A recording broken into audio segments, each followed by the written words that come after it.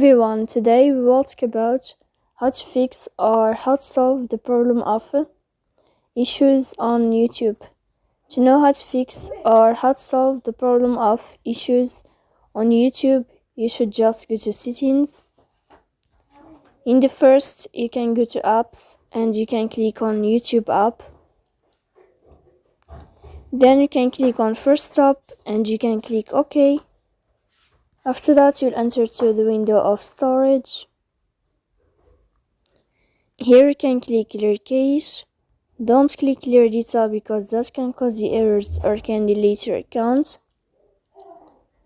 In the end, you can turn off your Wi-Fi and you can turn on your Wi-Fi again to fix that problem.